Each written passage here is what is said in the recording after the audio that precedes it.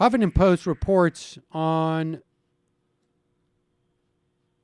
the on-the-ground implications of hedge funders buying billions of dollars worth of distressed property, turning around and making these huge, soon-to-be slums. Over the past 2 years, Colony American and its two biggest competitors, Invitation Homes and American Homes for Rent, have spent more than $12 billion buying and renovating at least 75,000 homes in order to rent them out.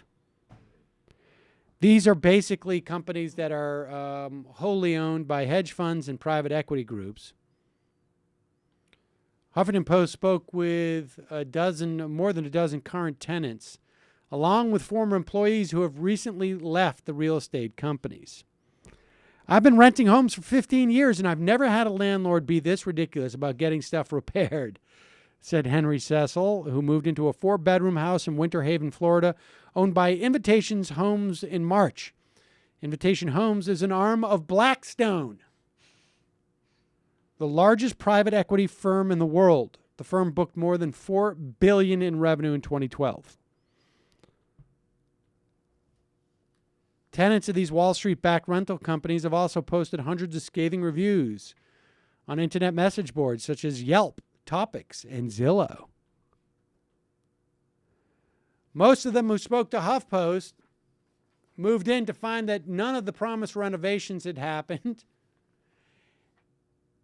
They discovered major mechanical and plumbing problems, broken water heaters, air conditioners, broken toilets, sometimes vermin infestations.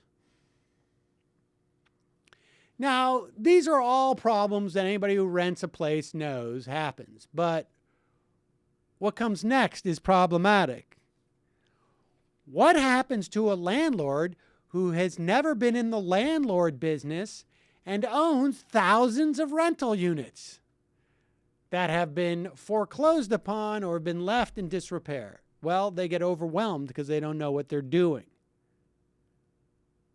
This is the same sort of arm's length stuff that brought us the mortgage crisis, except for in this instance, what we're seeing is that companies like Blackstone are going to turn around and sell equities, or securities, I should say, based upon the ongoing rental payments and future rent increases that these tenants are supposedly going to pay.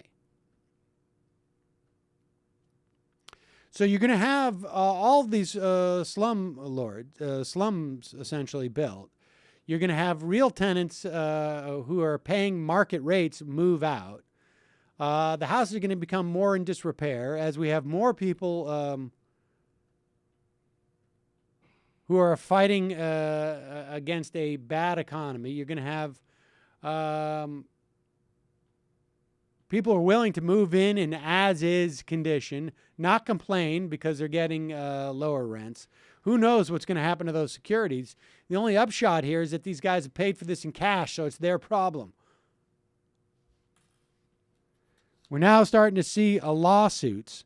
Former employees of the company who spoke on condition of anonymity because they're worried about jeopardizing their careers said their former colleagues can't keep up with the volume of complaints. They were coming at us like out of a fire hose, said a former Invitation Homes employee. Initially, the former employee said the company took care to make sure renovations were up to snuff, but before long, the task of overseeing dozens of independent contractors tending to thousands of homes spread out of huge geographical areas became simply too much. A former inspector for America for Homes for Rent, who worked in the Dallas office, said he routinely examined homes just prior to rental that were not habitable.